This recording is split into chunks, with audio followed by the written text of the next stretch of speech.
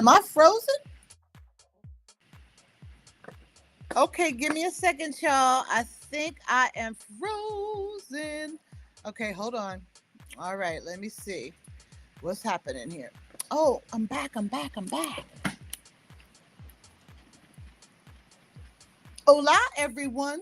Yeah, I'm getting a little burnt up in the sun. I have no idea what is happening around here right now. Why am I connected to FaceTime? It's always something. You know, ISFET never rests. For those of you who don't know what ISFET is, oh, and I have my notes in front of me today on my computer. That's probably why it's acting up. Um, I moved my setup a little bit. ISFET, Ma'at. Ma'at, a god in ancient Egypt and a goddess for many right now, including myself, is the harmonizer in the cosmos. And the conflict is between Isfet being, look, I'm having all kind of stuff happening here tonight. Isfet being like the jinn in the Quran and the devil and Christianity, Satan, all that goody good stuff. I don't know what's going on. Oh, here we go. You got me. I don't know what's happening here. Why is this not showing? Give me a second. I am having some technical difficulties. Difficulties. This is a difficulty PSA.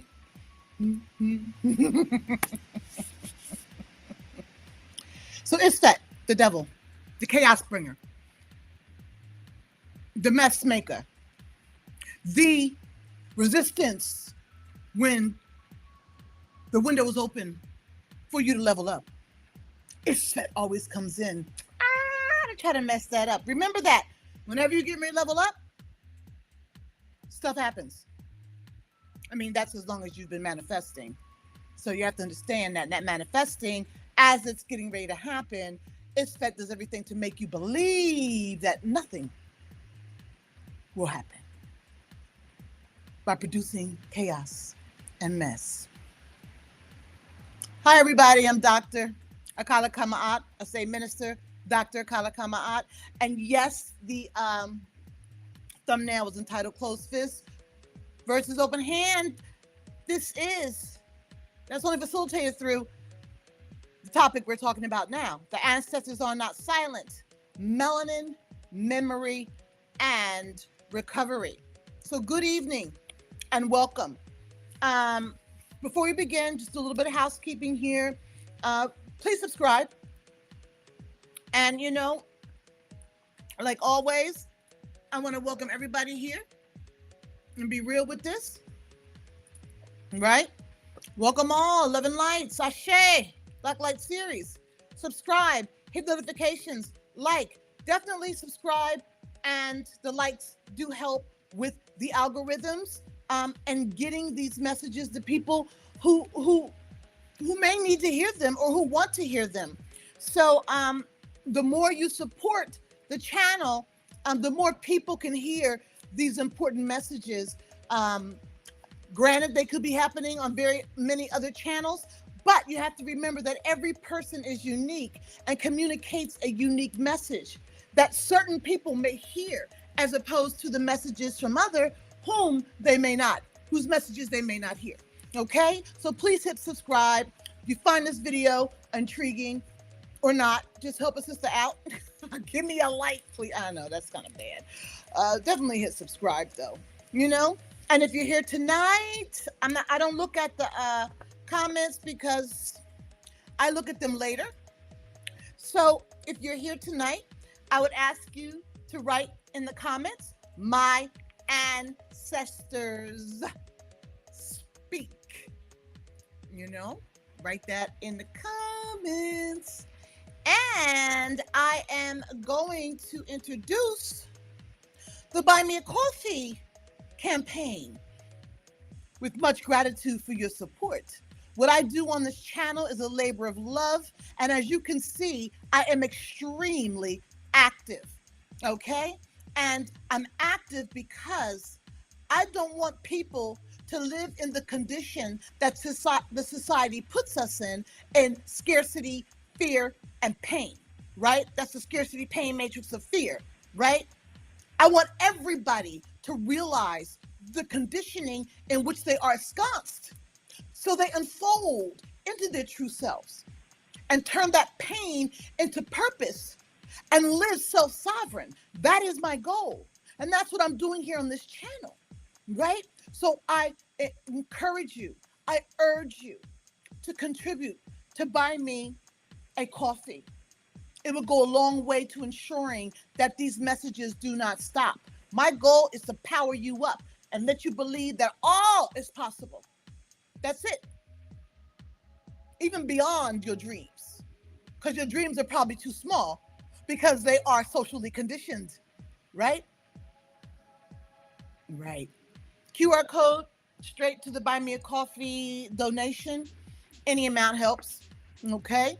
And I also want to, I don't have the link right here right now, but I am on Substack as Minister Dr. Kalakamaat. I'm on Substack now, so I'll put a link. The link is in my bio, in that that YouTube description. Come visit me, listen, share that information. I think I also put it up on the community page. The message for today that's up on Substack. Those are not videos. These are all audios on Substack. And if you have not yet, you may want to go back this week because I did the discussion talking about conditioning with a focus on strong Black women or woman, that stereotype, the schema. And the schema is really coping strategies, right? That have gotten out of control. So take a listen to Tuesdays, Releasing the Lie, a live stream. And also there's a follow-up to that because those coping strategies are really aligned with racial trauma. Okay. And so Wednesday we did a meditation, a somatic release to slough away those lies and sit in the power of your melanin. Again, this is the Black Light series, so we're always situating melanin and its power for us in all these discussions, my friends. Okay, so I encourage you to go back to Releasing the Lie, How We're Taught to Betray Ourselves, and the Semantic Release, which I actually clipped down to just the pure meditative part. Okay, and yeah, that's a lot of housekeeping, huh? Why is this only coming up a little bit? Where's the rest of this? That is so weird. Give me a second. I want this to be a little better. This was showing completely before. What's it doing now?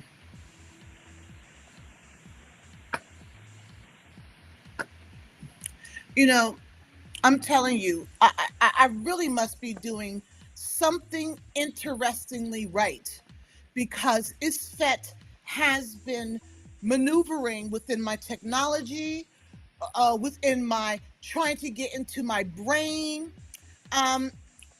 There we go.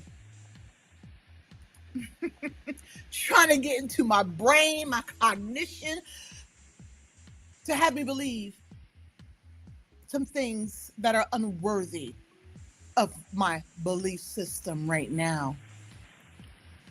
So, done with the housekeeping. So I have my new setup. I got sick of trying to read on the screen, my notes, and I got sick of looking over here. So I put them in front of me. I saw a pastor on YouTube that had it set up like this, and it made a lot of sense to me. So I'm going to try it and see how that fits. I know it'd be nice to have just a conversation where I'm not looking at my notes, but I come from academia and I believe in a clear message, right? Without a whole lot of side talk and gaps and weird digressions. Although I do digress The notes help me stay on point and get out everything that I want to say. Okay. And so if you were here on Tuesday, again, welcome. If you were here on Tuesday, you know that we named the lie. And in this instance, the particular lie is the strong Black woman schema, the coping strategies that go with that without any critical thought about their use. And its roots in chattel slavery, right? It's 5 elements and what it costs professionally, personally, and spiritually. Okay, as a matter of fact, Tuesday got a little I get overwhelmed with emotion. And the same thing happened last night because I feel this, because I lived it. So these conversations that we're having around these coping strategies have really hit home for me, in particular, how I use them uncritically, where they took me, and the work it takes to release those the use of those coping strategies uncritically because they become automatic, my friends. Okay. And if you were here on Wednesday, as I mentioned earlier, you took that work into your body, my friends. You felt where you have been holding the forced state. And you practice, even for a moment in that live stream, what it means to open the hand, right? The hand, okay? And that's the hand toward releasing, unfolding into your true self, as well as unfolding into your true self as a powerful melanated being, okay? So, where's my mouse? So tonight we are going to go a little deeper, right? We're going to go deeper into what becomes available when the grip around that schema's coping strategies release. All right, because here is what the schema was blocking, and I want you to really hear this, my friends. The schema was not just blocking your peace. It was not just blocking your well-being as it contributes to a plethora of chronic diseases and mental health challenges. It was blocking your connection to the most powerful resource your melanin carries. Okay? It was blocking your ancestors. So, tonight's teaching is called The Ancestors Are Not Silent. Melanin, Memory, and Recovery, because the ancestors are not silent, right? And by the time we close tonight, you're going to understand exactly what that means and what you can do with it. So just to give an overview, we're going to first talk about what is ancestral memory. We're going into what the schema did to the ancestral signal. Then we're going to tap into, for a bit, the ancestors of Kush and Kemet, what they carry. Then recovering the signal, practical and spiritual. I'm giving you actual practices. And then Ubuntu, right? We carry each other's ancestors. I was watching a show the other day I watch a lot of stuff on Africa. And you watch Saka Zulu quite a bit. My mother loved that movie, and I watched it a lot. Nkosi, and they had these terminologies that they would give to the elder, Nkosi, and then there was another one that meant I see them with you. And that greeting, I got to get it and put it in the description. And that particular greeting was an acknowledgement of people carrying, of these elders, of the person they're greeting, carrying the community, the ancestors, and all within their being. And then, of course, we have a nice little close. So this is the second function of melanin. I did introduce the intuitive melanin metaphysical framework. And let me tell you, these, how do I get out of here? Give me a second. You use these damn filters, and sometimes they go crazy. Yeah, I use a filter. Who doesn't? Where am I at? Um, mm,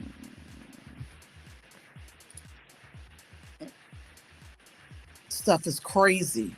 You gotta be so careful. I'm taking that out, taking them off. Okay, whatever. Sorry, folks. And did I freeze again? I'm telling you, is see when you talking some stuff that's good. I'll say it again. And now I can't even get to the camera. Let's see what happens here. Now I'm going to come back and see. Am I working? No. All right. So we focused on the intuitive melanin metaphysical framework, the IMM. And so the second function of that, I don't think that helped all that weird stuff. And I took all the eye makeup stuff, only had like a little teeny eyeliner.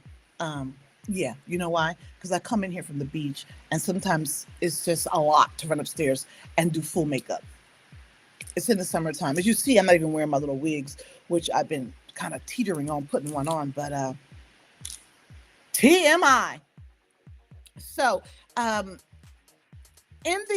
we're looking at ancestral memory as a second function of that framework. So in the intuitive melanin metaphysics framework, melanin has 4 primary functions. And last Thursday, I walked you through all 4, it being a cosmic receiver, ancestral memory, intuitive amplifier, and 360-degree natural intelligence. Okay? Tonight, we live inside the second function. Okay? And that is ancestral memory. And so the IMM framework, as I mentioned before, the intuitive melanin metaphysics framework holds that melanin is a repository of ancestral memory and energy, that it serves as a living bridge connecting you to your ancestral lineage. And through your lineage, the historical and cosmic wisdom those ancestors held, practiced, and encoded. Okay. Now I want to say something about how I want you to receive that statement. All right. Listen, I'm not asking you to make a leap of pure faith right now, especially if you don't believe anything I'm talking about. And you just hear out of curiosity. Right?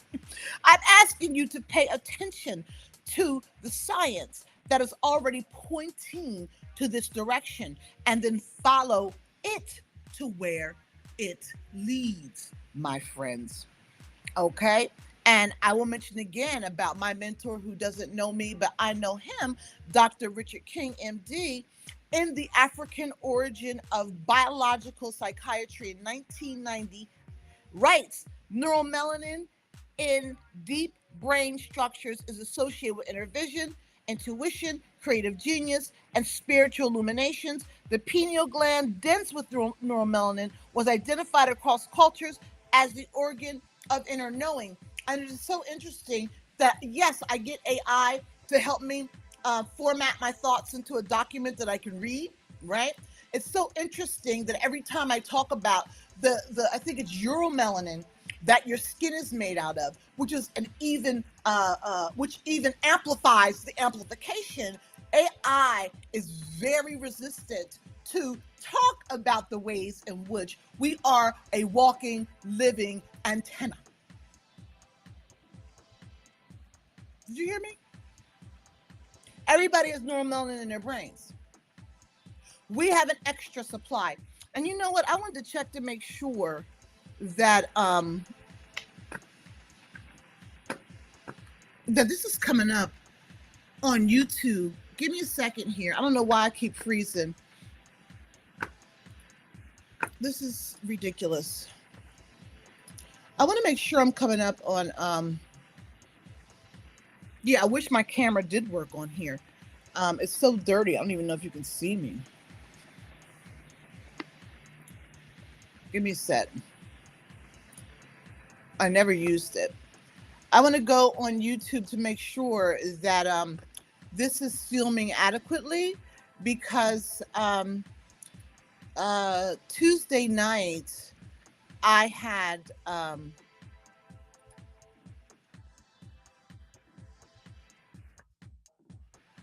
me see. Okay, this is much better. Okay, there we go. It was just all blurry. That's when I started talking about releasing the lie. You know, even the energy in this 4D bridge phase. And as you know, I've talked about the third dimension, fifth dimension, earth ascension, us moving to a more solidified collective consciousness and policy orientation in that way.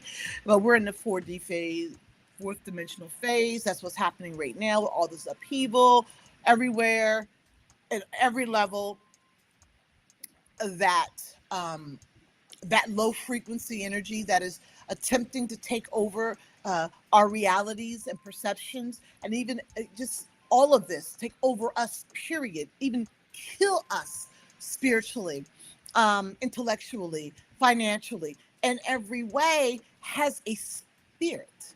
And that is the spirit of scarcity, right?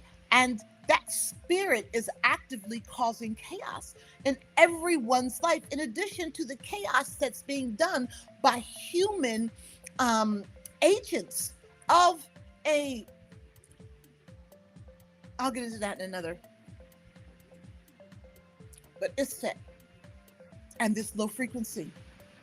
So I have to check every now and then to make sure the video's coming out right, because there was something really amiss with with with the presentation last time. And here I go freezing again. And you know what it is? It's this camera. I've moved my setup, and the thing's not liking a new setup. Mm. I'm gonna edit all this stuff out. Look at this.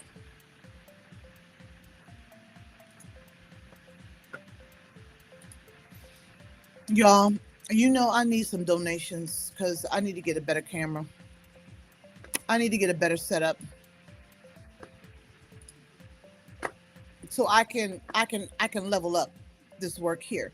So going back to talking about the framework in relation to, ancestral memory. Your DNA carries the complete genetic encoding of every ancestor in your biological lineage. Okay, that is established science. Established science. Every experience your ancestor had, every adaptation, every survival, every trauma, every triumph left a trace of, left a trace in the genetic material that eventually became you. And I have talked about epigenetics. I can't remember what live stream it was, but epigenetics is when the DNA becomes, it takes shape in many ways through environmental experiences. Okay, so that's in there as well. But in the intuitive modern metaphysics framework, it asks us to go beyond the genetic. Okay, the genetic is important because you got to understand this is real, scientific. Melanin has a molecular system. Um, and as a molecular system, is not just a carrier of genetic information, it is a vibrational receiver and transmitter. And what it receives and transmits is not limited to what can be measured in a laboratory with current instruments. Okay? The ancestors, oops, that's not what I want. The ancestors, the ancestors are not, sorry, they not only leave information in your DNA, my friends, they left it in the frequency of your melanin, and we're covered with it, covered outside, and it's inside us. Okay. Um, and the cellular memory of people who survived the Middle Passage, who survived chattel slavery, who survived Reconstruction and its violent undoing, who survived every iteration of a system that has been trying to extinguish your light for over 400 years. And you know what's so funny? I'm gonna digress for a minute. You know, people don't want to hear about melanin. This society has people so worked, so conditioned, that they don't even want to hear or understand it. It's beyond me, because it is our power. And as I said in a live stream this week, I mean, if something is inferior, why do you need a whole apparatus, societal apparatus, historical apparatus, just apparatus?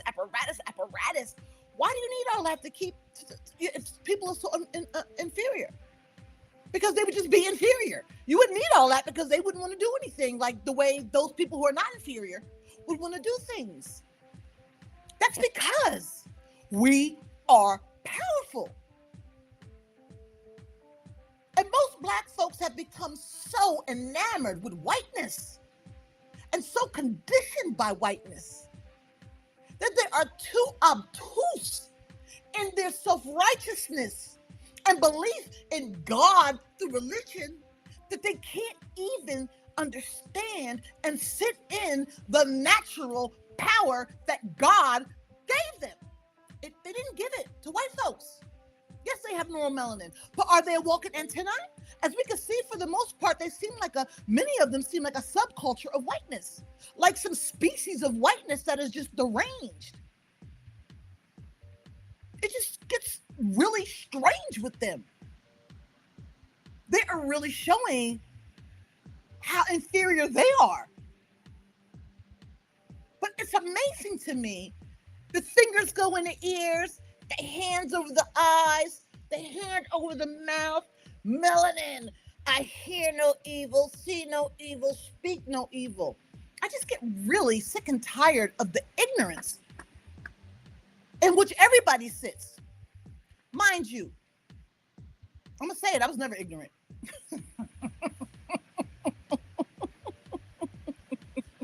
I better release that lie, huh? Look.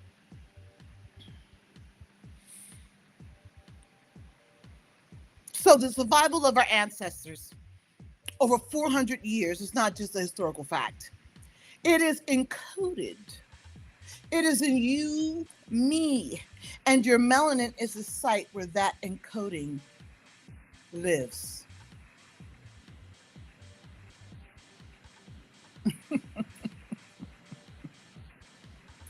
I hope you understand.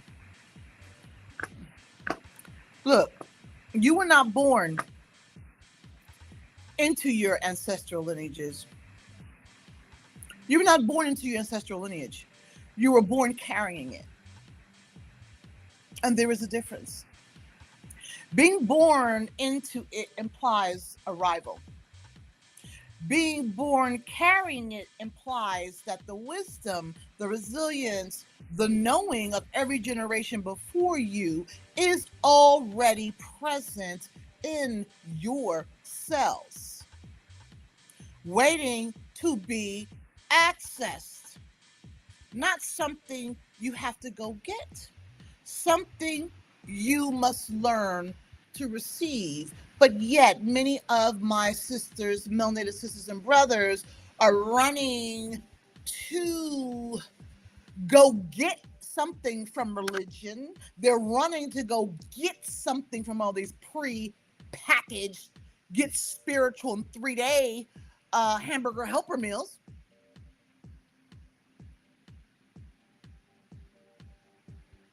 Society's really done a job on them, believing they can access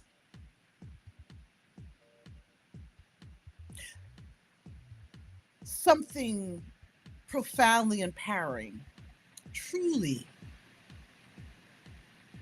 by farming out their spirituality to everything that really doesn't understand, can't grasp, doesn't want to hear how profoundly powerful melanin dominant peoples are. Look across the globe, like in Africa. Everybody leans on Africans, rapes Africa, rapes the people with violence and drugs and guns and colonialism, imperialism, because they understand the history of our people. But it seems there are people, the young people in Africa, many of them don't even know their own power or their own history about the greatness of their kingdoms. Timbuktu, look, that's a whole nother discussion. Before white people came and were so fearful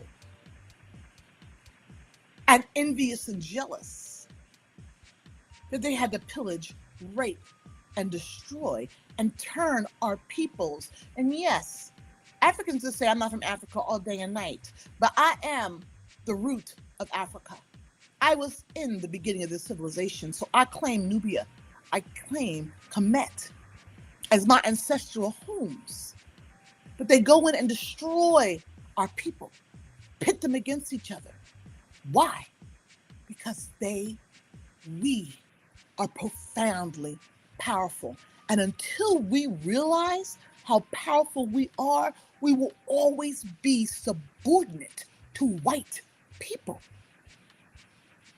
As long as we deny the power of our melanin, we will go for every piece of Donkey Kong gimmicky crap that is offered to us by white people. Once you come into this knowing, you cannot go back into the system.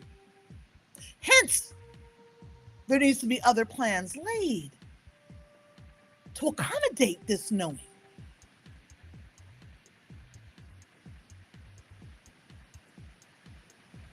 Y'all need to wake the fuck up. Because we can't do shit as long as we believe that we should fit into this bullshit society and believe that we have to mix in with these people. The other way is to do this work here in this society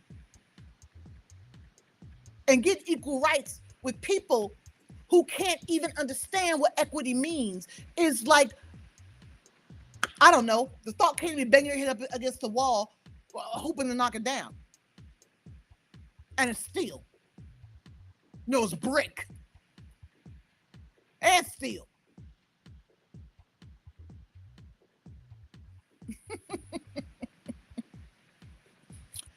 Everybody's got their own walk.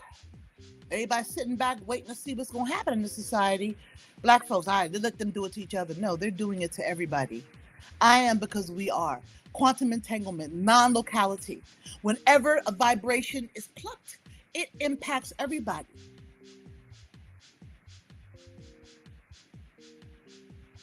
I really digress. So, as I said, being born into implies arrival.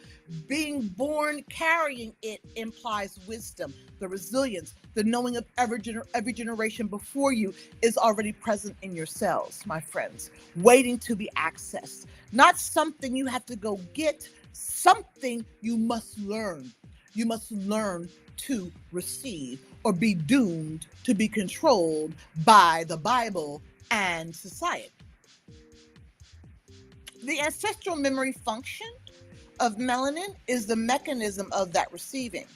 It is the biological and spiritual channel through which the ancestors are still and have always been speaking. I don't know how many of you have altars in your home where you celebrate your ancestors. You get them, libations, a little bit of whiskey or water and food daily or weekly or whatever your schedule is like, to ensure your continued connection with the ancestors. Yes, I have an altar.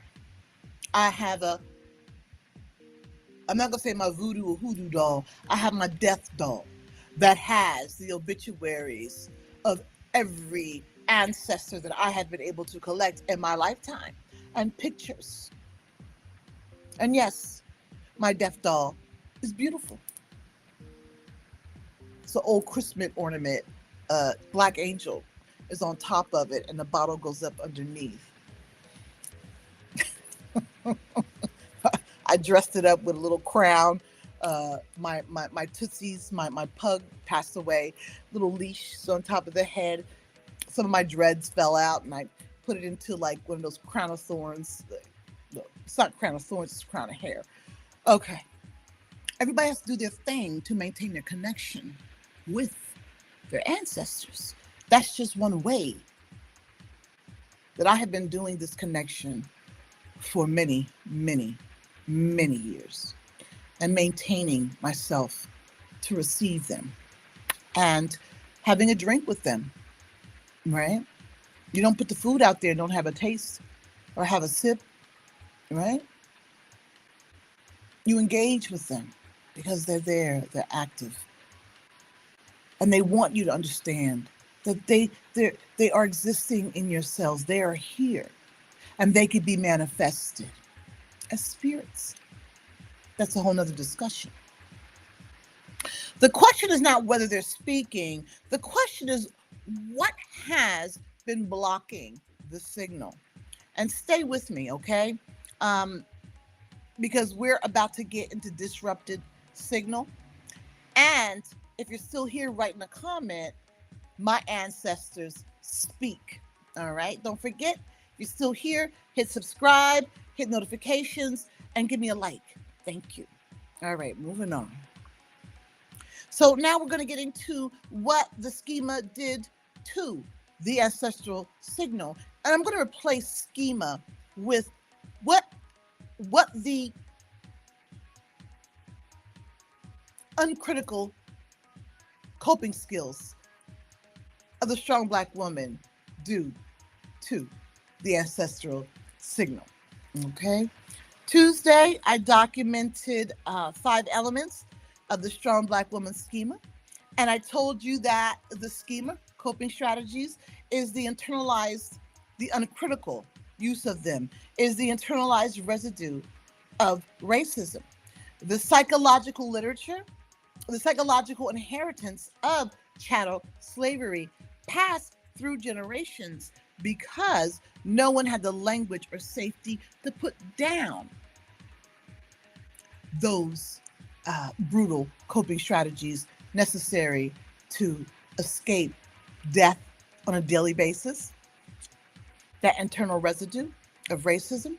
And so tonight, I want to show you how something about those coping strategies, I want to show you something about those coping strategies that goes beyond what the clinical literature and the social scientific literature, because that's where I have published my research, typically captures. And I did put up the citations for the articles that I did reference for this in the Tuesday night, releasing the lie. Okay. And you can see those articles, put it into Google Scholar, and they'll probably come up for free. Okay. So those coping strategies, the Black women, uncritical Black women coping strategies, is use of them. It's not just a burden.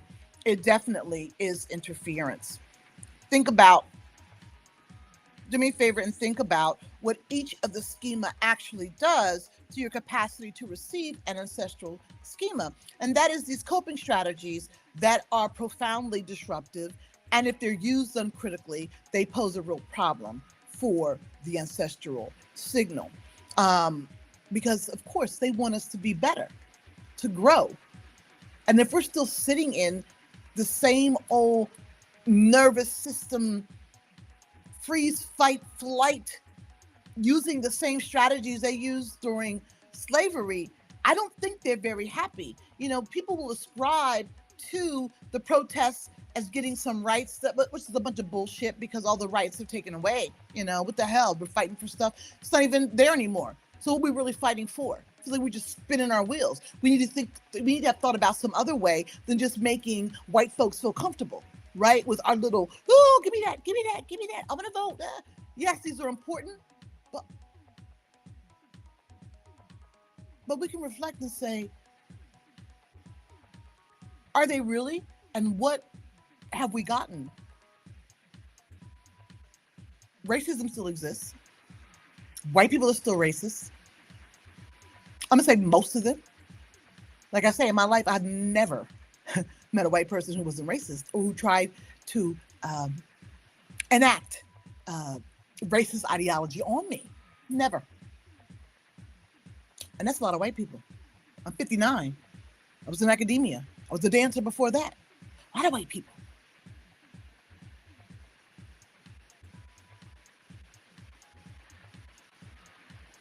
But I really don't think the ancestors wanted us to stay in that modality, because at least the brutality of slavery with death hanging over you every second of the day is not there. And so us enacting these coping strategies like we are still on the plantation being lashed and beat and killed, I don't think they're happy about that. Now, the critical use of them, understanding when one might be more important than the other, instead of just sitting in all of them uncritically, I can't imagine that they're smiling right now about their uncritical use, and that we haven't learned as women, Black women.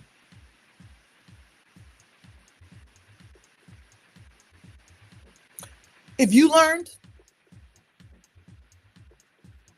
put in the comments, I learned. I want to know. So, we're talking about which each element of the schema, of the coping strategies of the schema, what they actually does to your capacity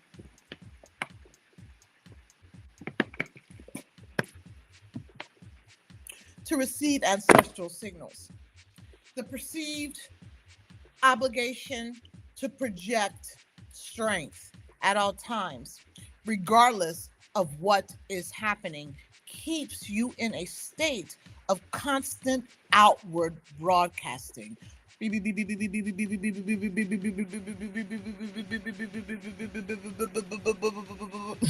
That's my radar.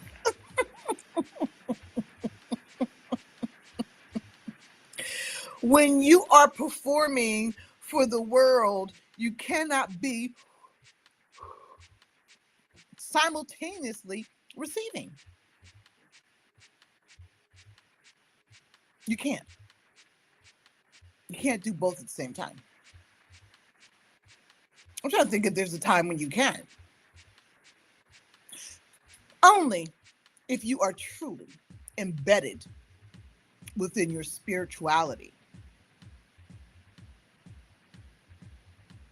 Like a million, a billion, a trillion percent. Can you do what's necessary and still be receiving messages to inform your interaction with people and yourself? That takes work. And so the receiver cannot be doing two things at once. The schemas, old coping strategies, right, had you transmitting on behalf of your institution, whatever that is, your ivory tower. Mine was academia. What was yours?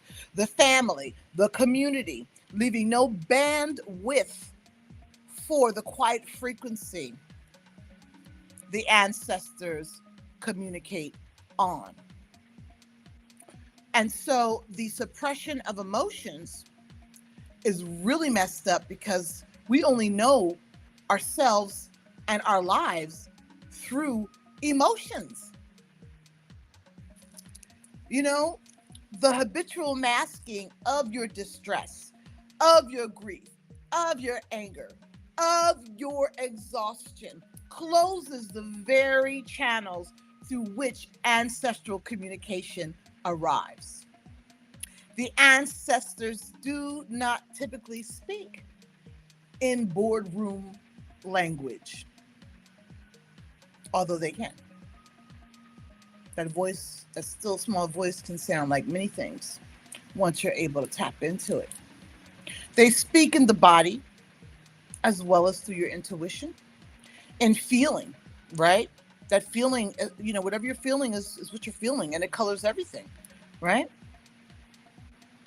So if you're feeling vigilant, hypervigilance, it's going to be hard to feel your body because they send signals like anxiety or like an abrupt pain. Like, what's that pain?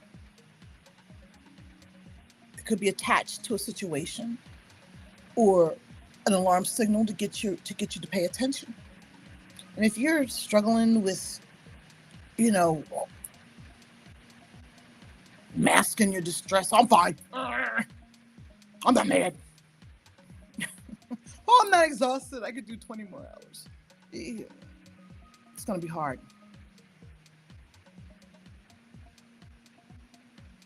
The ancestors speak in the impulse that arise before logic does. When you have trained yourself to suppress feeling, you have trained yourself to suppress the primary language of ancestral guidance, my friends. Every emotion you were taught to mask was a message you were taught to ignore. And some of those messages came from further back than you. Okay, his glasses getting on my nerves. Got more glare on the screen as I'm looking. I did take off all that stuff. On natural. The resistance to vulnerability, the belief that asking for help or leaning on others is weakness. That was a huge, huge, huge, huge, huge challenge. I'm still trying to overcome that. It's real. Okay? Listen, the resistance to vulnerability severs another ancestral channel, because the ancestors speak in relationships, right? They speak in relationship, in community, in the moments when you are present enough with a person to feel what is moving between you. The coping strategies of the schema trained you to be an island because that's what our foremothers had to do during slavery and as they were being beat the hell up when slavery was over. Got to be strong for you, the kids. And islands don't have rivers. Just surrounded by salt water, which you can't even drink. And maybe sometimes sharks. And there's no way to receive what flows, what is flowing, what is being communicated. And so, and this one, self-sacrificing caretaker, got to care for everybody else but yourself. The endless prioritization of everyone else's needs above your own means that the quiet required to receive is never available. You're either tired or you're taking care of something, right? Ancestral wisdom does not arrive in the noise of constant giving. It arrives in stillness. The schema ensured that stillness was never safe. If you wasn't working on that plantation or in that ivory tower institution that you're in, you're going to get fired. You're going to get killed, whipped, no food. It was not safe. And it was never available. And never permitted, right? First of all, without getting possibly killed, and without the guilt of having stopped serving. We get so tied into this idea of serving that not serving, we feel like we're a failure, we're being selfish, and that's just such horse bung. horse dookie. I'm using words, not cuss. It's just bullshit. It's bullshit. I have a whole understanding about obligations to people. And people may think I'm a little rad with it, but you know what? Sometimes you got to be rad with your own piece.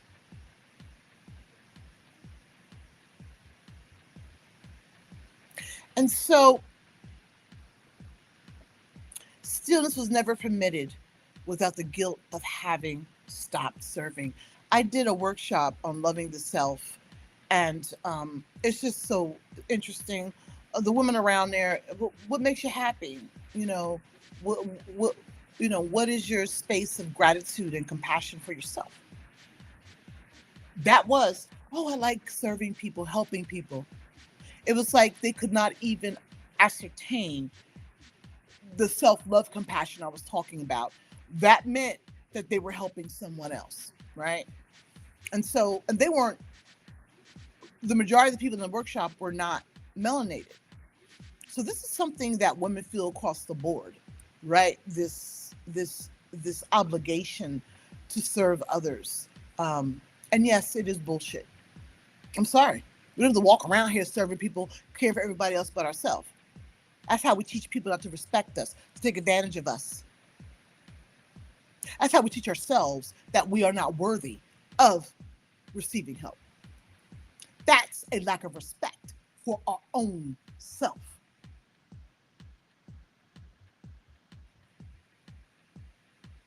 And then there's the motivation to succeed as another obligation of the schema's coping strategies. So the motivation to succeed driven by fear, right? The drive to produce as defense against diminishment, all right, keeps you operating from a wound rather than from the center.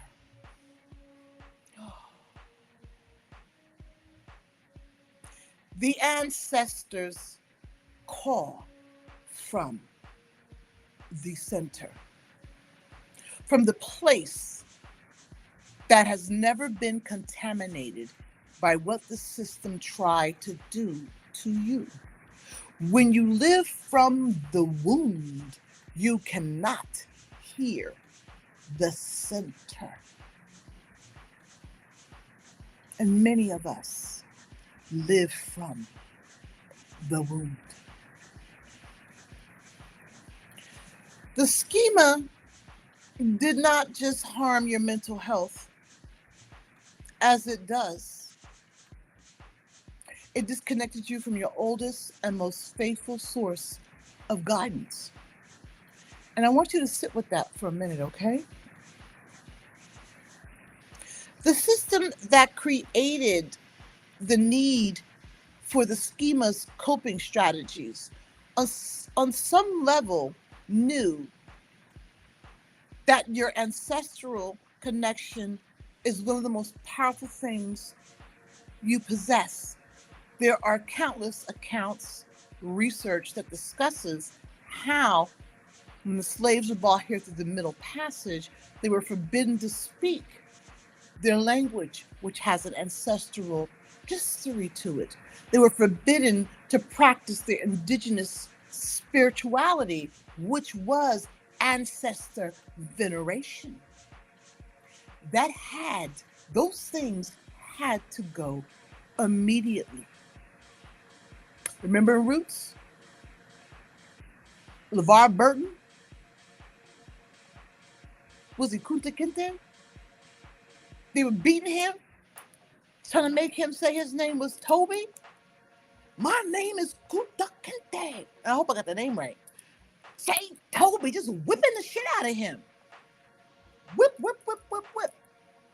But he refused to let go of that deeply rooted, ancestrally connected name. They don't have to beat us anymore. We just give it up. They done conditioned us so much, we don't even give a hoot. You go into a workplace. My name is Jennifer. And these mofos start calling you Jen and Jenny.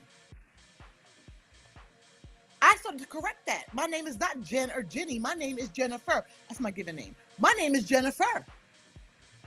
A Kalakama aunt, they can't get wrong. They may say it wrong, but they can't get that wrong. They can't shorten none of that. First thing they want to take away from you is your name. They want to make it short. That's why when I talk to people, unless they are adamant about me using a nickname, and I never had a nickname in any workplace. I dare somebody give me a nickname to my face. But when somebody gives me a nickname, when I'm talking to them, their name could be, oh, my name is Sarah, but people call me Roche. I'm bringing that up. I'm like, I'm going to call you Sarah because that is your name. And most of the time, people have been so used to giving up their identity to people's mangling of their name that they are happy that someone appreciates their full name. I am anti-nicknames. Unless you in your tight-knit family group. Because when you let people start shortening your name and using a name you didn't give them, they are telling you who you are to them, which is not much. And you're going to be what I want you to be. Freak that. Yeah, I'm the cussing spiritualist. People say curse words have frequencies. Well, I'm a freaking spiritualist in the real world, right? I am not holier than thou. I'm not pretending like I am, ever. And maybe that's why I'm, because I'm just me.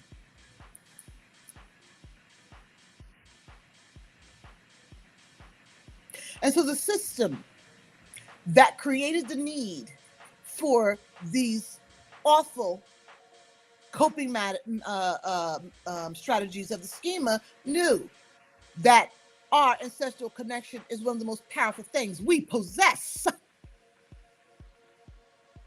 A people who are connected to their ancestors, to their lineage wisdom, to the memory of who they have always been, cannot be fully conquered. They can be suppressed, they can be harmed, but they cannot be made to forget themselves entirely. But we have forgotten ourselves entirely, and no one has made us. We just believe the reality that white people gave us, which is extremely problematic. I don't care if you are making a bunch of money. What are you selling of yourself to be in that position?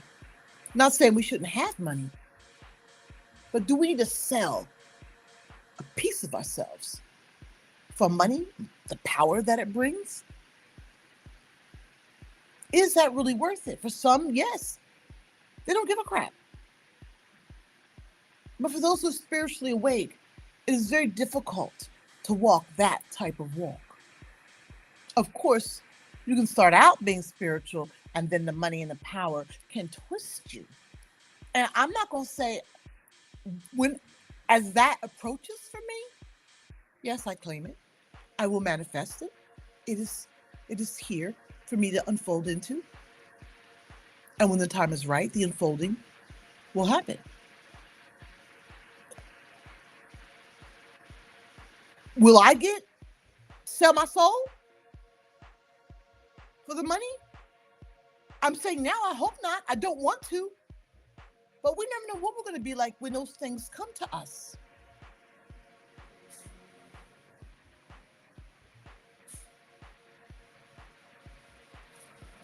I just know that when it comes to honoring your melanin power, that there seems to be an allergic reaction, a visceral response to being in a space with white people who have control over you. It's a visceral response. Visceral. It's like an allergy. People are like, maybe you need to go on disability because I can't stand being around white people who have power over me, control over me. And people are, well, you have your own power. You have your own power. You can do, you know, it's what you allow them to do to you. I don't even want to have to deal with allowing somebody to do nothing. That's not even part of being self-sovereign on any level. I want to put myself in a situation where I've got to manage allowing somebody, on a daily basis, this tug of war. No. And neither should you.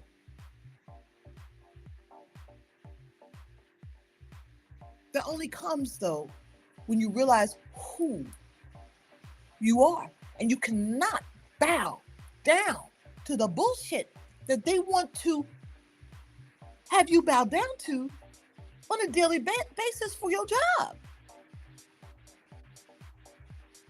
I'm talking about these closed environments. Granted, as I move into speaking and workshops and retreats and all that stuff, that's something a little different. I have that. I'm in control of that. Yes, I got to deal with people, but that's an invitation. No, I'm not going to be an asshole, but I'm going to say what I want and what I need and how I want to be treated. And if it's not like that, then they're going to have to give me some more money to stay. I'm talking so much crap. All right, y'all. As I was talking yesterday, I'm like, I'm always on here talking to myself. Making myself feel better. Look. Let it be, let it be, let it be. Let it be, yo. I'm just talking to me, giving myself a reminder of the reclamation of myself. Then let it be. I need it, right? I wouldn't be doing it if I didn't need it. And I wouldn't be doing it if I didn't want to communicate the wonderful reality of self that happens through the power of release.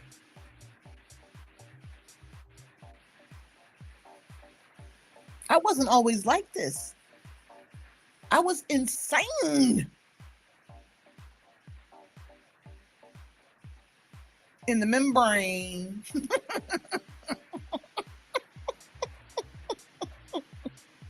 Yeah, my music playing tonight, like it's Friday, huh? Okay, I really digressed. So where am I at? So they knew to take away our connection with our ancestors, right? To their wisdom, to the memory who they have always been. But that memory cannot be fully conquered. And you can't forget yourself. Well, you can forget yourself. You can. And that's why we talk about reclamation, recovery, unfolding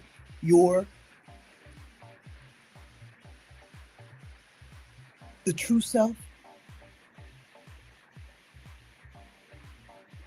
Because we can forget and sleepwalk with all our eyes closed, all three. What they call it, eyes wide shut. Indeed, my friends. Eyes wide shut. So the schema's coping strategies were, among other things, a severing. Okay, and the practice of release that we have been building together in this series is, among other things, a reconnection. I encourage you, sit in the one we did last night. It was pretty powerful, even for myself. And I just put up just the meditation. Nothing else is in it but the meditation and just some insights at the end. No selling, no nothing, pure meditation. It's a guided meditation. But to fully understand what you are reconnecting to, you need to know who your ancestors were. Okay? So stay with me here. We're getting ready to get into it. So if you're still here, comment, write in chat or in the comments, I want my signal. I want my signal. We are getting ready to get into our ancient ancestors of Kush and the Black Land, right? The land of Kush, Nubia, the Black Land, Kemet. You still here? Hit subscribe, hit notifications, and like. If you still here, you gotta like this. All right? Help me in the algorithms, y'all. Let other people hear these messages. I'm not gonna let whatever I'm seeing in the numbers and views dissuade me to believe that I am wasting my time, that nobody wants to hear me. I just need to sit with my tribe. So hit subscribe, hit like, so my tribe can find me and I can find my tribe. So, as I said, the ancestors of Kush and Kemet, what they carried. And before we go in, if you know anything about your African ancestors, drop it in the chat, okay? And I'll check it out later because I can't do the chat and everything yet. Plus, the tribe is coming. My chat will be blown up. Will break YouTube. I'm serious. Last week, I introduced you to Nubia. That's where I first found myself. In the land of Kush. The civilization that predated Egypt and is recognized as being the first civilization. The people of Ta-Seti, the land of the bow. I want to go deeper into what those ancestors specifically carried, because what they carried is what lives in your melanin, my friends. Like I said, this is a teaching lesson, and I'm teaching. And while I'm getting into this, all these teachings that I'm doing last Thursday and today, they're not like spelled out in the Black Light Activation Guide, but please get that guide because it goes through some questions and some things that can help you, make more substantive use of this series. Right? I'm not trying to give you more work. My idea is to assist people be the best that they can be. And I put my effort and energy into developing these things because I believe that they can help. The activation guide with the videos. So please, it's free from now, right?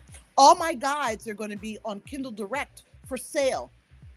I was supposed to take them down yesterday. I didn't get to it yet, but they will be gone. But the Black Light Activation Guide will be available through the rest of this week. Other than that, that's coming down. I'm no longer offering these things for free. I don't see the value in it anymore because people don't use them. So I'm just going to sell them, right? If you believe they're useful and you think that people can use them, drop something in the comments. Because I'm not divorced from the desire to make money. Things are popping. I could give them for free.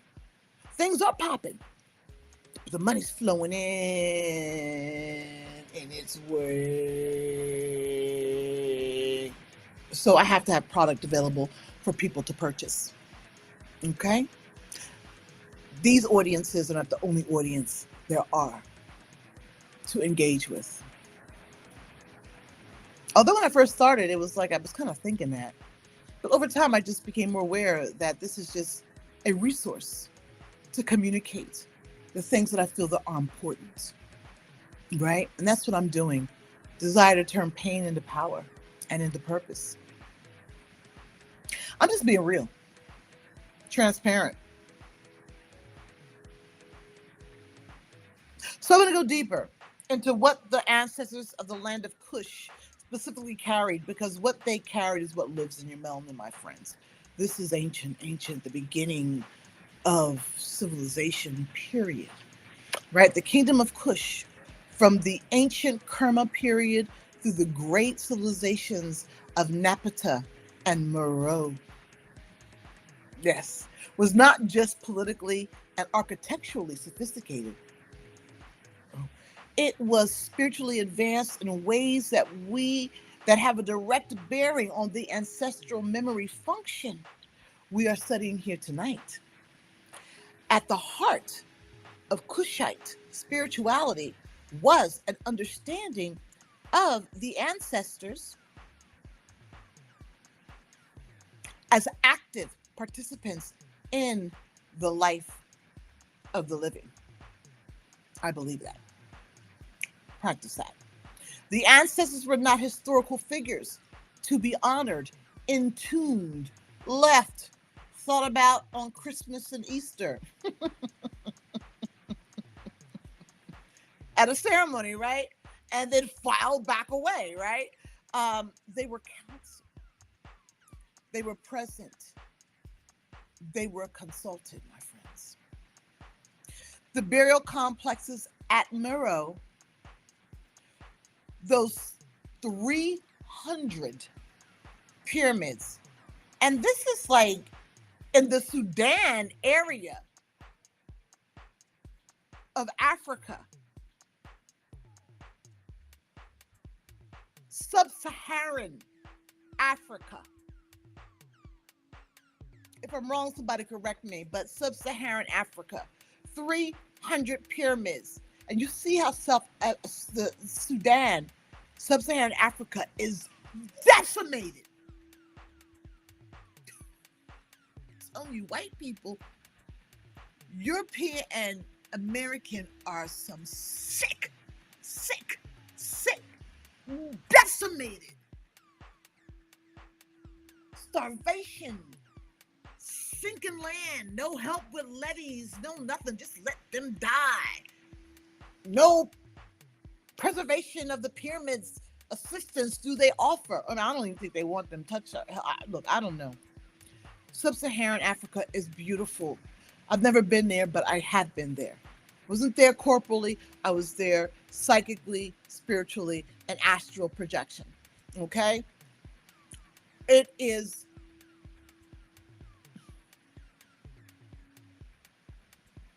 I have a profound connection. And yes, I would like to go there.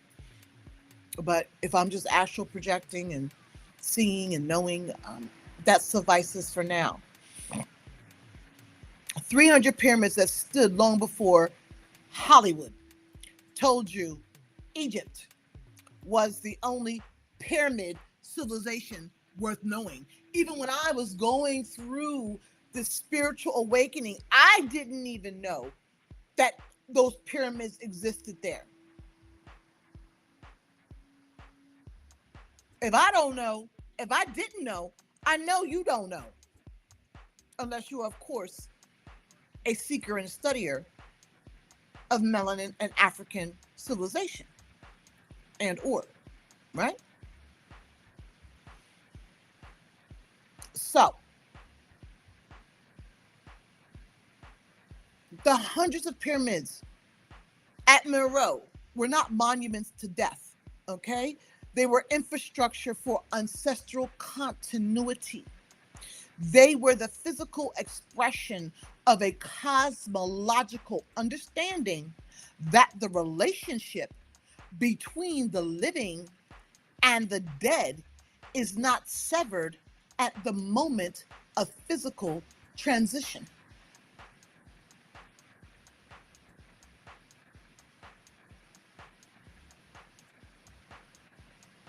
That's deep. That's real. It's like an altar table in a way. But these are massive, massive structures. Your Nubian ancestors did not bury their dead and move on. They built architecture to maintain the conversation.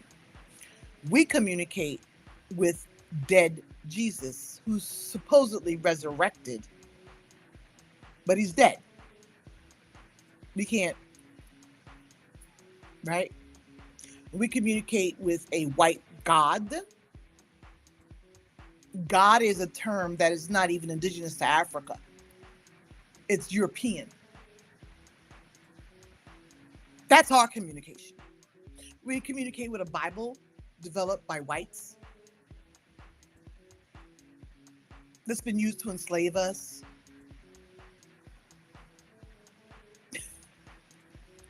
And we honor the Bible. Like, well, look, what happened to that? What happened to the fact that they used the Bible to enslave us and keep us inferior and keep us in inferior positions in society?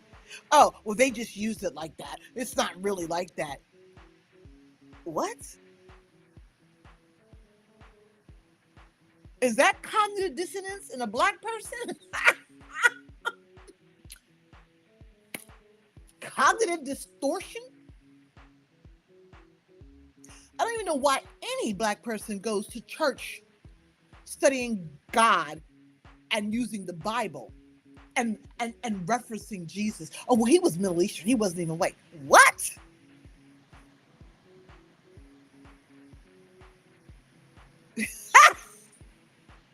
The Jews don't even believe in Jesus was a prophet.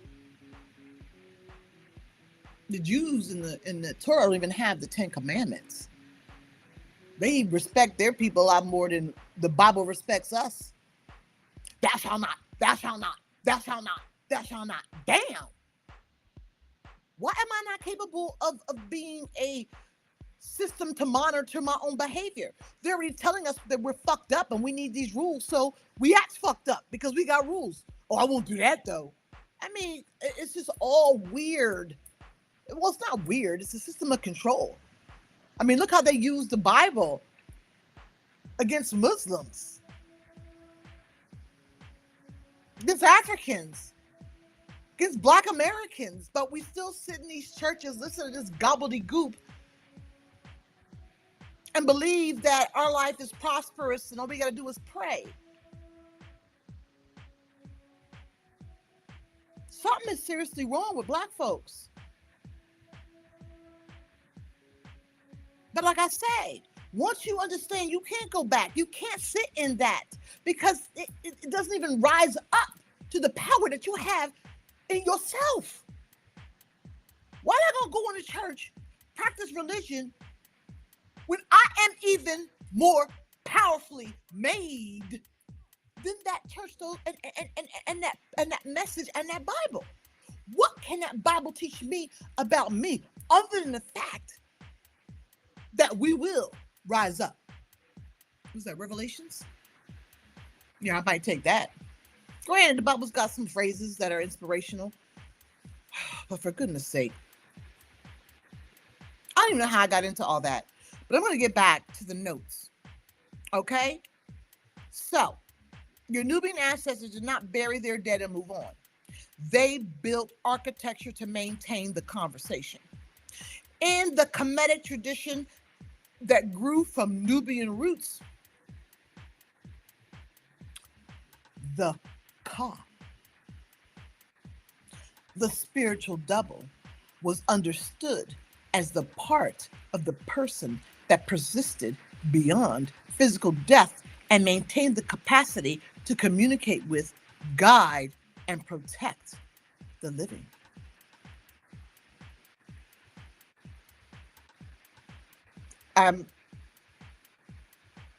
My name is powerful.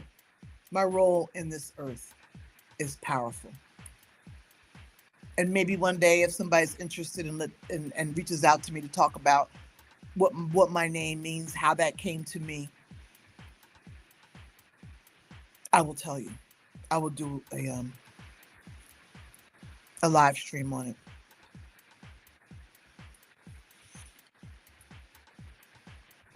The Ka is not theoretical. It is relational. You tended to the Ka of your ancestors through ritual, through remembrance, through the practice of living in a way that honored what they had built and what they had sacrificed. And in return, the Ka spoke in dreams, in the body's knowing, in the clarity that arrived in moments of genuine stillness. We meditate, right? Like, we meditate in Indian meditations. We meditate in somebody else's meditations.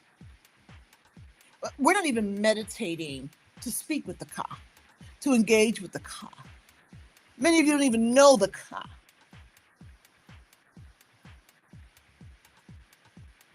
And people may say, you're divisive. I'm not divisive. I just understand. And if my understanding, the communication of the understanding sounds divisive, then maybe my work, what I do here, is not for you.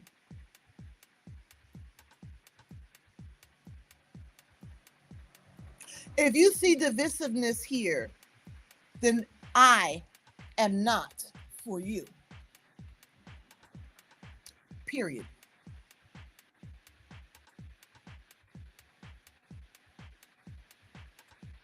So, the Kemetic mystery schools, those temples of deep, look, these are before Europeans. I, they were living in, you know, I mean, well, they were not simultaneously when Kemet was around, but look, we had all of this prior to the Europeans having it and saying they have ownership over the intellect and enlightenment. And we're okay with that, right? Many of y'all okay with that. Many of y'all just like, yeah, you know, you didn't care. It's very sad. I hope that these live streams intrigue you before I turn them into courses. And then you have to purchase them.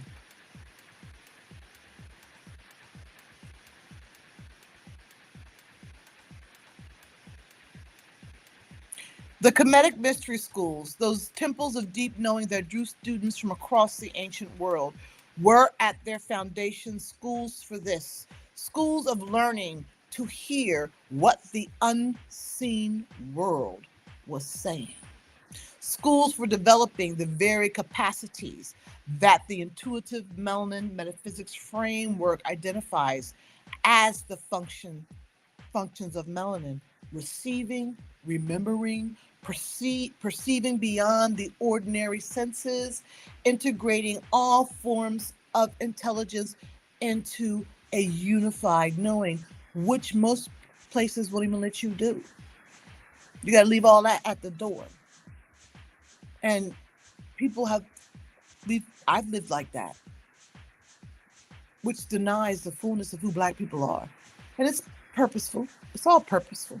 That's why they put fluoride in the water, because they know it destroys melanin and calcifies the third eye.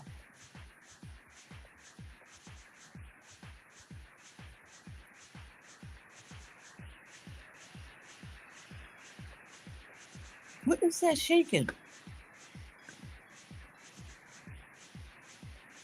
That's the music?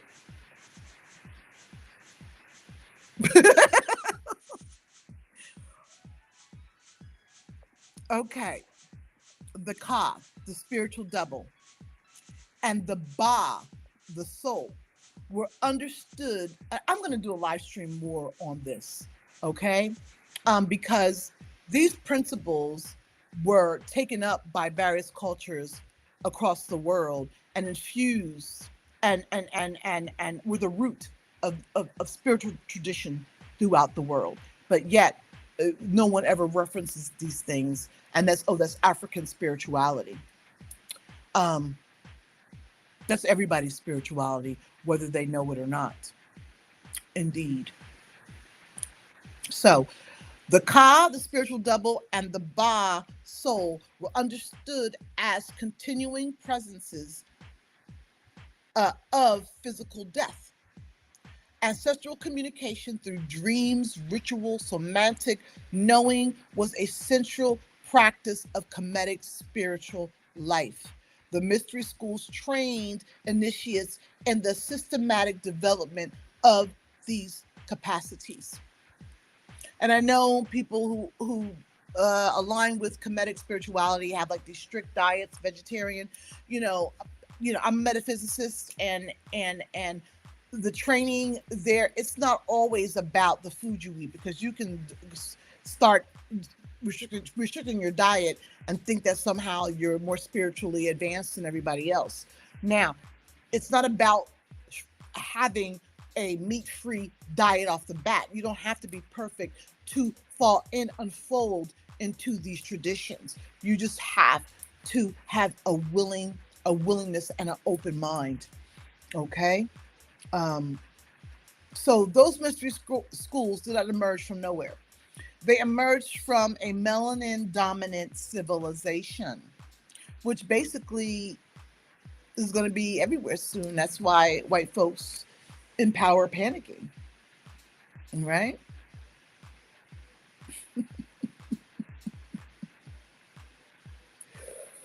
We've been developing those capacities for thousands of years. And white Europeans and white Americans really wanted to erase all of that from our memory, from our bodies, from our knowing. And they called it all pseudoscience, right?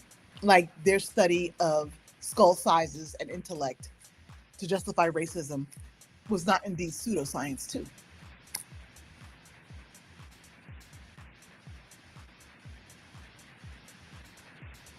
From a people who understood at the cellular level and the cosmological level simultaneously that human beings are not sealed units, disconnected from the past and from each other. That's that quantum entanglement and that Ubuntu.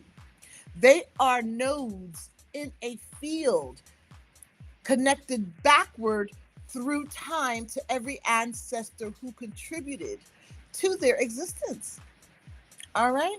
And forward through time um, to every descendant who will carry what we are building now. The Nubian ancestors you carry did not pass down weakness. They passed down the technology of staying connected across the ruptures, all right, across slavery, across the Middle Passage, across every forced severance that the system has and is imposing. Your melanin is the carrier. Their wisdom was the signal. The schemas, strong Black woman schemas, coping strategies are, were the interference. And the ancestors, just let me be clear about this, that the ancestors have not stopped talking. They have been talking this entire time and talking right now. Hence my download about how they feel regarding the uptake of this schema's coping strategies in the same way that our ancestors were forced to implement those strategies, not to be, well, because they could be killed at any minute, any time, at the whim. They have been talking the entire time through your intuition, through your body's knowing, through the dreams that wake you in the night that you should write down with something you cannot name but cannot shake. Through the pool of certain practices, certain people, certain paths, they have been talking. We must learn to listen again, my friends. They have been talking. So stay with me. We're almost done. I know this is going on.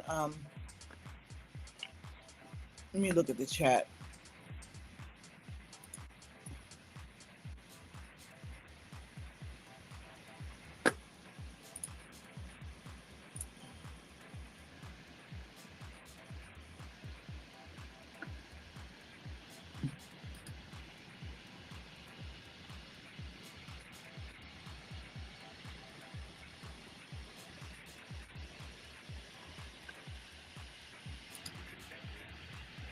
Yeah, talking to my ancestors right here, right now.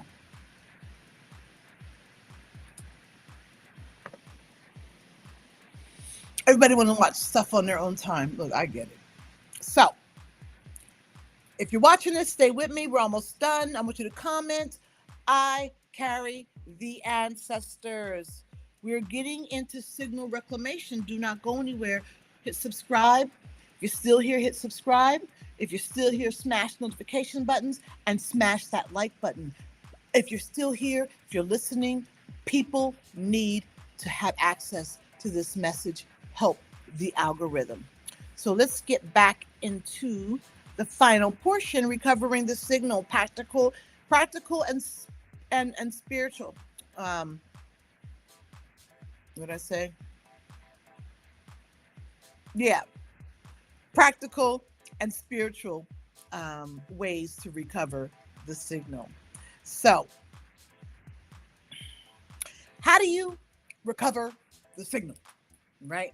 I'm going to give you 5 practices, not 5 steps to a completed process, but 5 ongoing ways of clearing the channel, because the ancestral connection is not the destination you arrive at.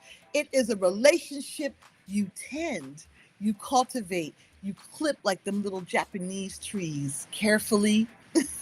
I love those little trees. So practice 1, the dark awake routine. For me, that's always been unfolding into my melanin, sitting in my melanin. Okay. So I've talked about this across these series because it is foundational.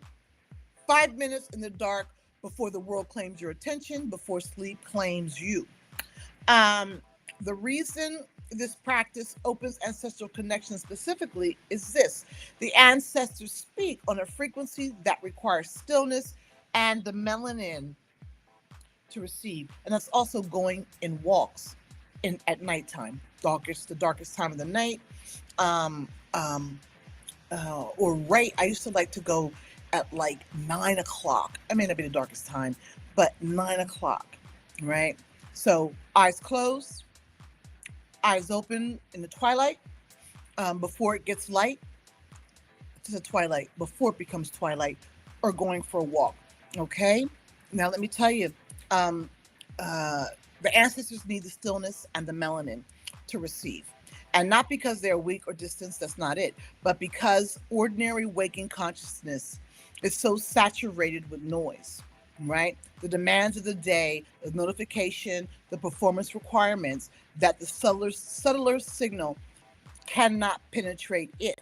So that's 1, being in a quiet space. The dark awake routine is not a meditation in the traditional sense, my friends.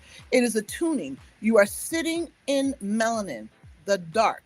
And we have to say the melanin, because we close our eyes in meditation and they don't describe what you're in. You are embedded in a sea of melanin. It's not just dark.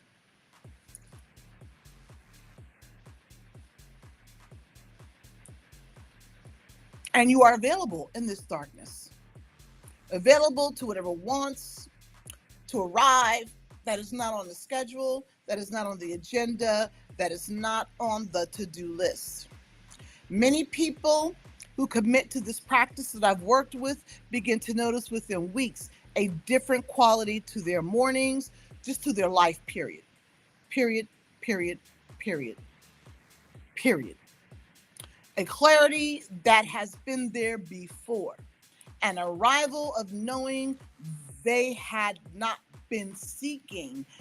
That is the ancestral signal. People will say it's the cosmos. And yes, the cosmos can give you downloads.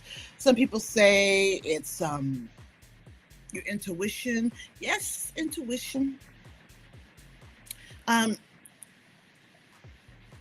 but and I will get into this. I can't give all the goodies away that I use in my private practice, but there is certain chants that entice spirits, the ancestral spirits, to come. And that is your lineage finding that open connection when you hear from them. You don't chant through the whole exercise. You just get that intent in your head. So attending to dreams, And write them all down, my friends. They will tell you the story that you need to hear. They will show you the story that you need to hear. I remember when I was at my last job at George Mason University, every night I had a dream I was being killed, shot at. Every freaking night. Windows open. And that was it. I crashed and burned and I had to leave that job. They were warning me that this is it. You're crashing and burning. Leave this job. You're dead. You're done here. Leave. I left. If I didn't leave, I think I would have died. Literally, in real life. I would have transitioned. I met my ancestors for real. So, Kemetic and Nubian traditions treated the dream state as primary territory for ancestral communication, not as entertainment, as transmission. Your brain in REM sleep, REM sleep, is doing something that the waking consciousness cannot do. It is making connections across time, and it's a time also for the divine to speak to you. So it makes connections across time, across experience, across celestial geography, across linear boundaries, circular boundaries, that ordinary cognition maintains, right? Neuromelanin, which is densest in the brain structures associated with unconscious processing, my friends, and deep memory is most active in states where, my goodness gracious, my ancestors are here right now. This chair was slowly pulled back on this side. I felt it move.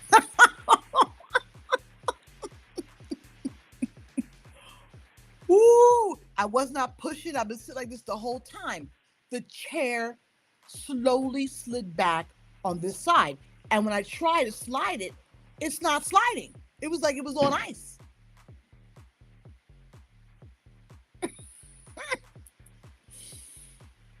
Okay, now. They know I'm telling you something that's critically important. So neuromelanin is densest with the areas associated with unconsciousness processing and deep memory. It is most active in the states where the ordinary gatekeeping mind, the conscious mind, has stepped back. The practice, okay, keep a journal beside your bed when you wake from a dream, any dream, regardless of how fragmented. Write down pieces, any piece you can remember, colors. Write down right or left. Things are happening right or left, up or down. Details like that too. Not just what happened, right? The details. Okay. You better done before you do anything else. My practice, which is probably not the best practice, but it works for me, is my cell phone's right by the bed. I don't have time to, pull out the journal and get the pen. I pull my text messages up and I start typing the dream, writing the text messages, and lay it down. Boom, boom, bang. And then I transfer them to a Word doc so I can see the dreams that I've had and the messages that I can receive out of them. I do that for my clients too. Their dreams over a period of time, maybe 3 months, a month, 2, 3, put them into a Word doc, do analysis on them like I am doing qualitative research, um, um, um, dream scrying, right? Like a crystal ball, but I'm using qualitative research strategies. Of course, my psychic and spiritual, they're on, but the idea is to capture what is necessary for my client. So when I'm looking at their dreams, I don't have time in that analysis to lay on my intuition right away, right? So I look for themes, doing qualitative research analysis methods, providing evidence from the dream to support that, and then writing an interpretation of those findings for the client, and we discuss them, right? So, dream scrying, okay? I don't know if anybody's doing that. I need to put that on my website. Um, so, so you write it down, right? Before you tell anybody, you write it down as soon as you can remember. Even if it's like at work, type it in your thing, write it down. Sometimes your dreams pop in your head at the weirdest times. Try to get it down, you know? Okay, write down whatever remains. You are not looking for obvious symbolism, right? You are building a record. So you're not looking for something. You just want the dream, right? Over time, patterns emerge in that record, as I said, that are not random. They are not wish fulfillment. They are navigational. Okay? Your ancestors have always known how to find you in the dark. The question is whether you trust what arrives. So, 3, calling names. One of the severances that chattel slavery inflicted, one of the most intentional ones, was the erasure of names. Erica Badu does this. She had a mini concert. It wasn't for the Tiny Desk concerts. It was at a corporate, maybe it was there, but she was up. There were no desks, like the tiny PBS Tiny Desk concerts. And she started, and she was calling out the ancestors' names. And let me tell you, I felt the power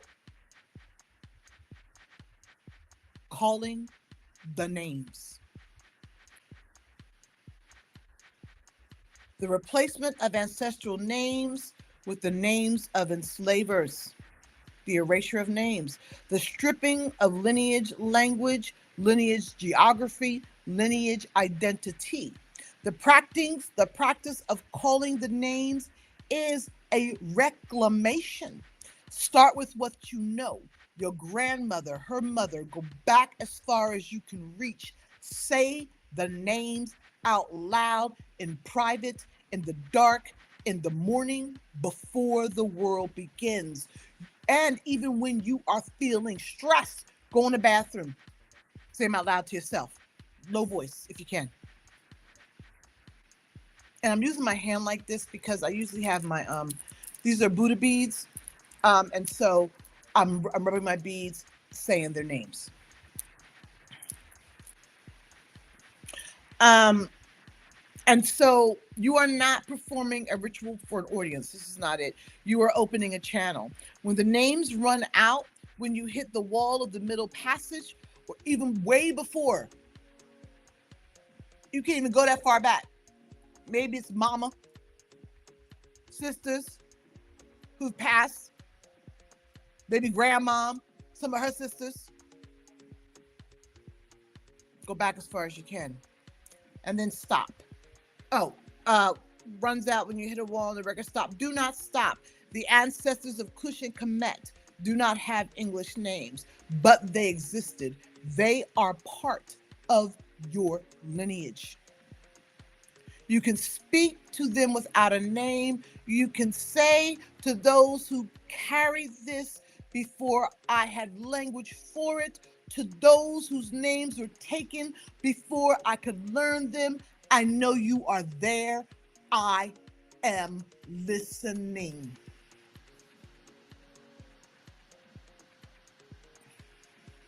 So you do not need a complete genealogy, my friends, to have an ancestral connection. You need a willingness to acknowledge that you did not arrive here alone. So number 4, semantic knowing as ancestral guidance, okay? Wednesdays, last night's practice asked you to locate where the forced, F-O-R-C-E-D, state lives in the body.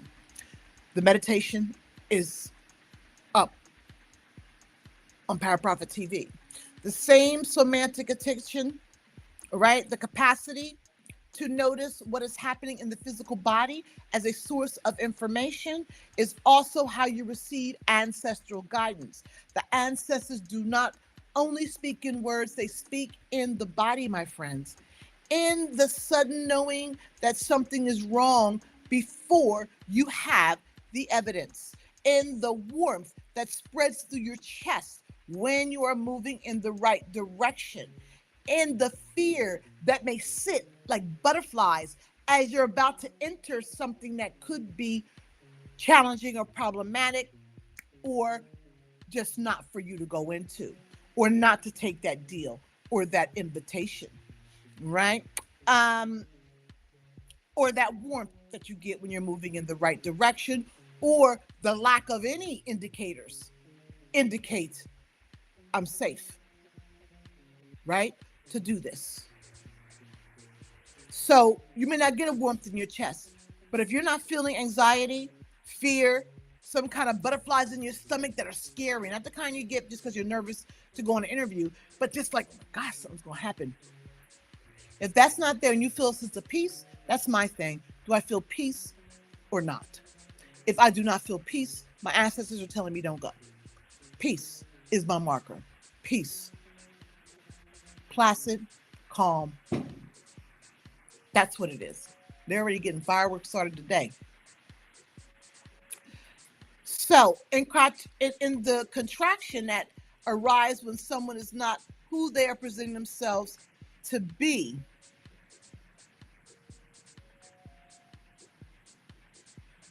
I forgot I was trying to write there. So, these are not anxiety symptoms. These are not overreactions. Oh, okay. In the contraction that arrives when someone who is not who they're supposed to be, you feel a certain way, right? These are not anxiety symptoms. They're not overreactions. These are your ancestral memory functioning, doing what it is designed to do, offering you information from a deeper source than your conscious analysis can access. The practice: when you notice a strong physical or semantic signal, pause before you override it. Many times you just say, screw it, I'm gonna do it anyway. Before you logic check it, right? And the ego just is like, you know, um, check into the silence. Ask, what does my body know that my mind has not caught up to yet? And then listen, not with your head, with your whole being. Practice 5, living in a way that honors the lineage. This is the most expansive practice and perhaps the most important one, my friends. The Kemetic understanding of the Ka held that the ancestors were not passive presence. They were invested in the life of the living. They had contributed to it. They had sacrificed for it. And they were watching, not to judge, but to guide toward the fullest possible expression of what they had made possible. To honor the lineage is to live as if your ancestors can see you. I remember my father passed.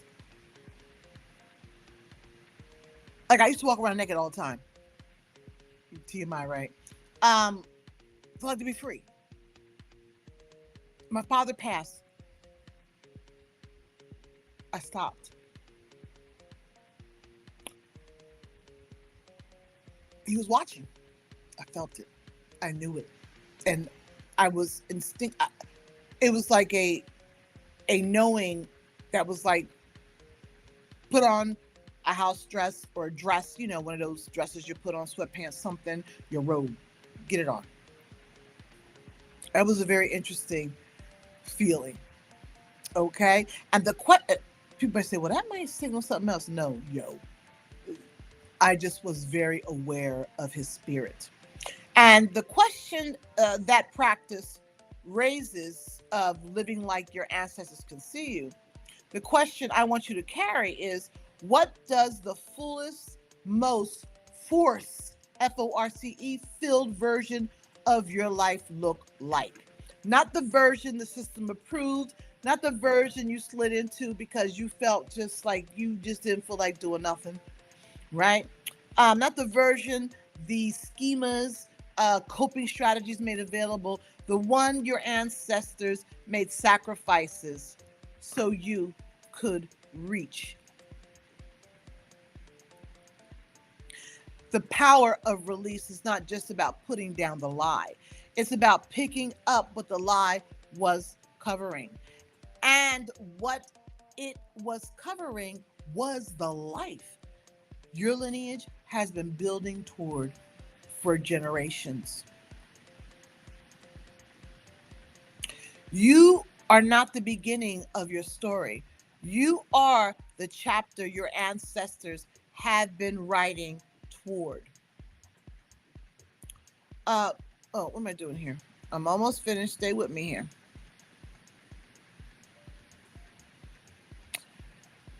When you live from force, from power, when you orchestrate rather than just lift, just surviving. When you move from your center rather than from your wound, okay, my friends, you are not just healing yourself. Okay, you are fulfilling a lineage trajectory. You are doing what they endured so you could do. Stay with me. I'm telling you, we are seriously almost done. If you're still here, write in the comments, I'm ready to practice. Okay? Or write in the chat, I'm ready to practice. You know, and also if you're still here, you gotta hit subscribe and you gotta hit like. Get me up an algorithm because clearly something is really interesting to you and it would be clearly interesting to somebody else.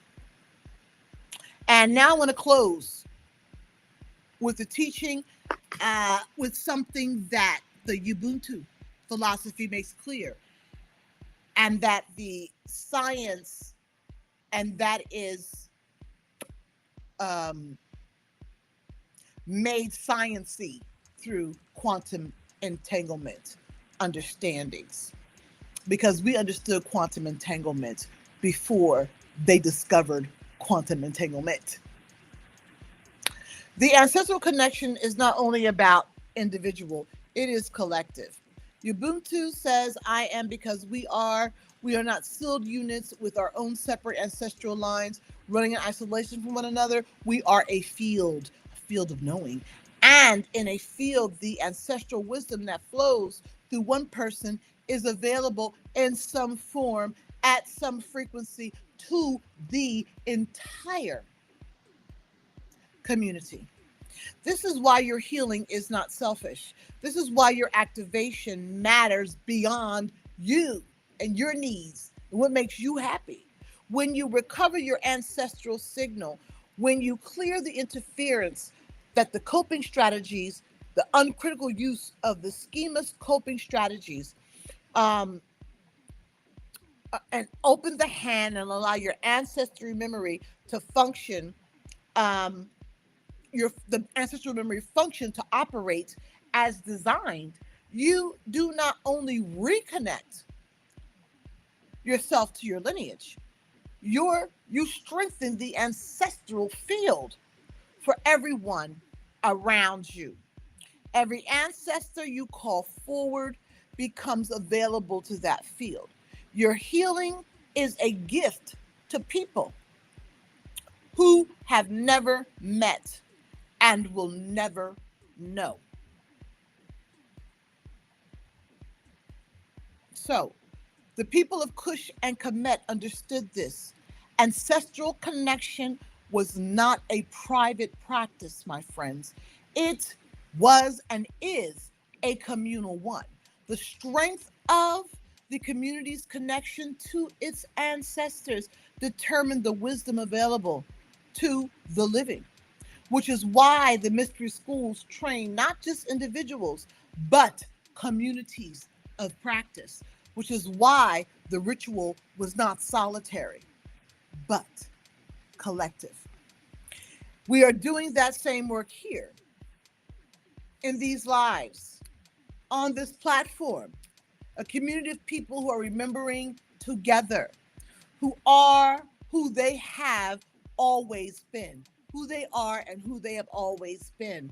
The ancestors are watching. And I believe they are pleased and will be even more pleased when we could stop utilizing the exact same coping strategies in the exact same way that were used during chattel slavery. So stay with me. We're almost done. If you're still here, comment. I'm Melanin Power. Um, and so subscribe, hit notifications, and like. So I'm closing real quick. The ancestors are not silent. They have never been silent, my friends. This the schema coping strategies were and are loud. Okay, the institution was and is loud. The ivory tower was and is loud. The performing, the masking, and the enduring were loud. And in that noise, the signal got buried. Okay, but buried is not gone, right? What you are doing in this series, in every episode, every practice, every Thursday night on this live is excavation, my friends. Excavation, you are digging back to what has always been there, right? You practice this week one of the 5 signal recovery practices I gave you. That's your practice this week. Use one. Um, just one and begin.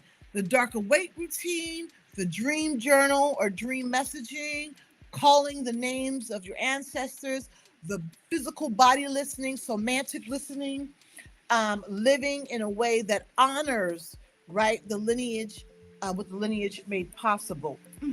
Jeez, this bug's coming in here. Um, so this week, that is the assignment. We meet again Tuesday, and this is my last. Next Tuesday we meet at 2:30 for this is the last week of the Black Light series, unless people say they want to hear more. Um, I mean, there are some strategies. Okay, never mind. That's digressing.